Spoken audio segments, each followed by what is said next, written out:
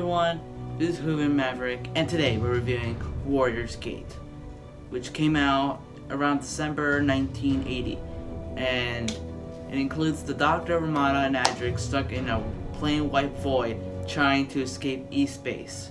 Meanwhile, stuff happens, like a lot of stuff. Let's get to the review.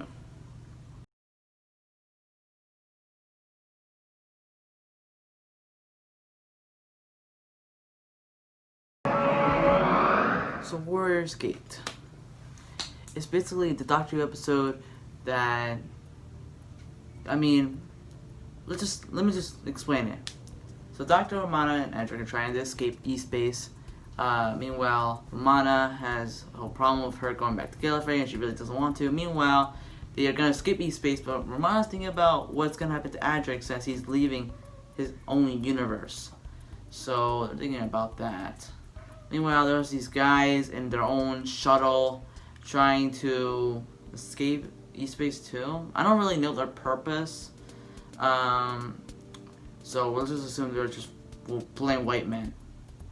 So they're just in their shuttle doing ordinary things until there's a species called the Thariels. The Thariels are a species that looks like a mix of a human and a lion. So, I mean, you could probably imagine that. So, basically, one of them escaped from their own shuttle, and now they have jumped towards dimensions and to the TARDIS. And so it appears in the TARDIS, and the Doctor is confused, and he doesn't know what's going on. So, and then they both, Romana and the Doctor, figure out that now the TARDIS is stuck along with the shuttle, and they're all stuck in this white void, this foggy white void, which has two parallel dimensions connected to each other, kind of like a micro universe. So they're stuck in this little tiny micro universe, and there's this gate right next to them, and they assume that's what leads them outside to E-Space. So the Doctor talks to the Thariel who escaped, and he explains everything about, the Thariel, pretty interesting. Don't remember what he said, but every time he talks, he sounds like he's seen some stuff. So, and what else? Oh yes, so the Doctor and Romana split up. Romana's in the TARDIS. Adric and K9 are outside. And the Doctor finds this castle, medieval castle, and he goes inside of it, and he just chills and looks around until a night robot attacks him. And then, two night robots come to life, and then they start attacking the Doctor until the Doctor ducks, and they actually both hit each other. So now they're both knocked out. So the Doctor reprograms the droids or night robots to know more information about E-Space and what kind of ecosystem they are, because they don't even know what they are. They're in this small micro universe, then they're trying to escape because they literally don't know how this works.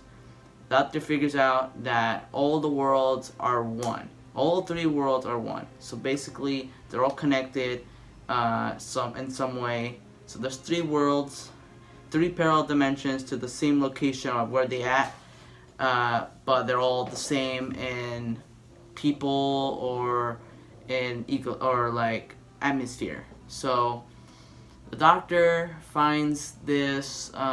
So now we have these men who find the TARDIS and assume that it's just like a flying box until they figure out that Romana is inside, and so Romana gets captured because they need a new navigator. Basically, in the beginning, they needed a navigator to escape E-Space because they didn't know how to.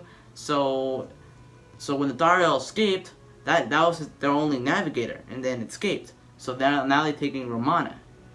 So as their new navigator. Basically, these white men who are, I'm assuming, they are the villains. So if you're curious, just plain white old men are the villains of the story, and They take Romana as navigator and force it against her will. They're not really nice, so I mean, yeah, they're pretty stubborn, arrogant, and just they're. I mean, it doesn't really make sense why they're just mean exactly, but it doesn't really matter to the story. So continue on. K9 and Adric are still together, but I don't even know what they're doing in the story. I have no idea. At one point, I think K9 gets hurt, so that's another way of the writers just kicking him out of the story. I mean, K9 doesn't really do anything apart from the Doctor finding another alternative version of K9 in the same castle he was earlier, and he helps him. And he reprograms the robots to know more information, and that's the way he knows more about how all worlds are one. He finds the alternative K9 robot. Not the same one, but a different version, a different one. So he uses that until more robots attack. And then the white guys, I don't know what to call him. I'm just gonna call him white man. It sounds a little offensive though, so I'm just gonna call them. I don't know, just white man. Basically, they find the Doctor and they kind of capture him. Because they're like that. Doesn't really make sense. So they take in the Doctor, and Romana is the navigator. So meanwhile, when they left, so they use Romana as their navigator, so she can see the location of where they're heading, so they know where they're gonna go next. She doesn't really see much.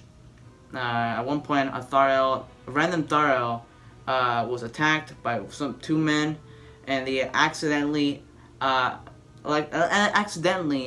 electrified one of the Thariels that they were keeping as prisoner. And then when it woke up later on, it attacked Romana, and that's cliffhanger part 2. So now the Doctor somehow escapes the white man, and he enters the other parallel universe through the mirrors. Oh, actually, that's how they do it. The only way you can actually enter the other parallel dimensions is through a mirror. So there's mirrors in the castle, and every time someone goes through it, it's another parallel dimension. So the Doctor goes through it, he finds a kingdom castle full of Thariels, until it all seems that, until they're all talking about robots, but then somehow that transitions to them being the white man that we saw before, and then they capture the Doctor, because he got away. So now the Doctor's captured. Romana is the navigator. Oh yeah, I think Adric is trying to save Romana since she's stuck.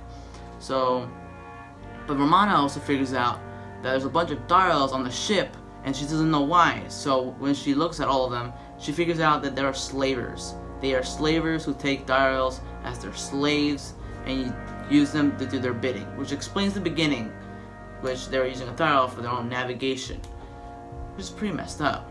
So the Thariel we saw in the beginning, I forgot his name, but he's basically like the main Thariel that we see a lot. So he just hangs out a lot. So Adric hides behind this golden alloy machine. He doesn't really know what it is, so he just hides behind it and he sees Romana. But Romana and Adric both hide inside of it so they don't get caught. And they figure out that it's a machine that's gonna help them. That's gonna help the white man leave E-Space, I think. And then the Doctor figures out that they have it, and the Doctor knows what that type of alloy is, and he knows it's too dangerous, so that he could blow them all up. So basically, what he does is the Doctor has to convince them to not use it and start the ship, unless they're all gonna blow up and just die. But the white leader, the white boss or whatever he is, the old guy, doesn't believe him. He's that stereotypical non-believer, slaver, racist, guy. So basically, he doesn't listen to him. And the Doctor really wants to save all the Thariels that are on the ship, since they're all being taken as slaves. But he figures out that as soon as they all reunite, the Thariel that they spoke to earlier tells them to do nothing. And then the Doctor and Romana think about it, and they think, yeah, he's right. So they do nothing about it because they know that they're gonna blow themselves up. So it's a matter of time until they actually get out of there. So the Doctor, K9, Adric, and Romana, and the main Thariel all get out of there, and they go to the TARDIS. So now the guys just use the alloy that they think is gonna help them, and they just blow up. So yeah, and it blows up the gate too. So I don't know exactly how they escaped E-Space again. I don't know how exactly that got them to E-Space. Oh yeah, before the explosion was ever gonna happen, Romana abruptly just leaves the Doctor. She's like, she automatically makes a decision, which is kind of just random. It's really random, but I mean they've been teasing her departure for a while now, so I feel like it only made sense that she left this story. But yeah, she does it like before the explosion happens, before that whole ship blows up.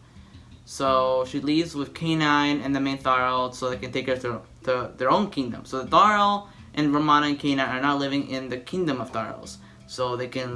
Because they need a Time Lord to help them. So Romana is the perfect person, and they take her, and she says goodbye to the Doctor. And the Doctor says goodbye, and he says that you were the best Romana of them all.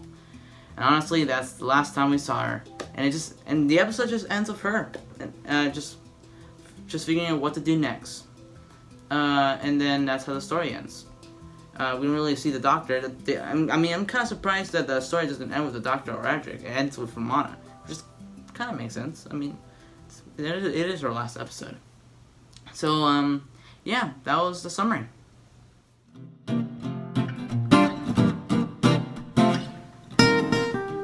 Okay, guys. So I don't know about you, but this story is pretty darn vague. I mean, the people, the guys, the men in yellow jumpsuits, I don't know what their goal is. It's really vague what they want to do. It's their motivation. I don't know what they want to do. I don't know what they're doing in the entire story. All that I know is that they're just there. I feel like they're just there to stop the Doctor and everyone else from just escaping E-Space. So yeah, I mean, they're not really villains. I mean, they kind of are, but it's like they're saying group of white guys are the villains. Kind of woke, isn't it, Doctor Who? It's kind of woke for Doctor Who, but okay.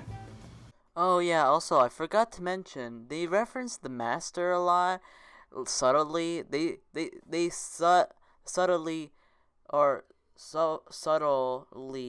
mention the Master a lot, but they don't mention him as like a character. They just mention the word Master, and I think that's a subtle way of referencing him to be the villain of the next story, which he is. So I don't know because they kind of say the Master a lot, and it's kind of odd. So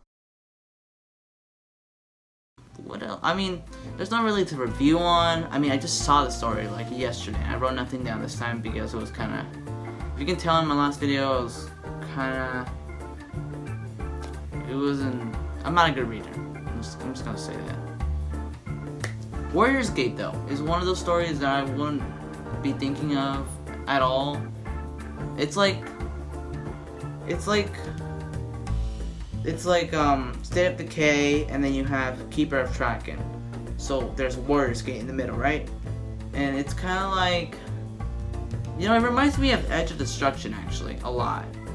Except they don't ever go outside, and there's like no actual villain or motive. So unlike that one, this really reminds me of Edge of Destruction and Space Time. Space and Time. The minisode with the 11th Doctor. That kind of reminds me of that one too, because unlike those stories, this one had the same amount of things that happened. So basically, the TARDIS could not go anywhere. There was no time traveling in this one. There was a lot of weird stuff happening with the mirrors and parallel dimensions, which I thought was pretty cool, actually. I would have never thought of that. A micro universe too. I think this is like the first time we actually do an episode in the micro universe. Yeah, it's pretty cool. And I don't know what to say, but I just like when like 80% of the entire episode is like green screen. I don't know why. I mean, it looks good in my opinion. I mean, can you imagine if people nowadays used a green screen and they literally used it for most of a movie or like for an episode? I mean, I could see that for some shows, but for a whole movie, I cannot see that. So, can you just imagine though? Well, okay, Nine. I don't think we're in Gallifrey anymore.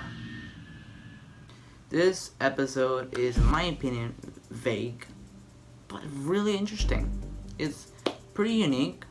I really liked the sci-fi elements in this one. A micro-universe, enslaved species, and a white void. All those elements make this episode so interesting. I gotta say, the only thing I didn't like was the villains, which are just a bunch of white guys. So, kind of unimpressive. For them to do that. I mean, they couldn't do anything. But it's kind of just really random when you think of all the stuff I've just mentioned. That makes it really cool.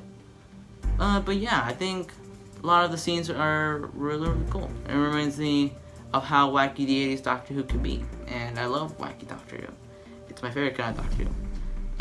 Which kind of explains my opinions towards other episodes.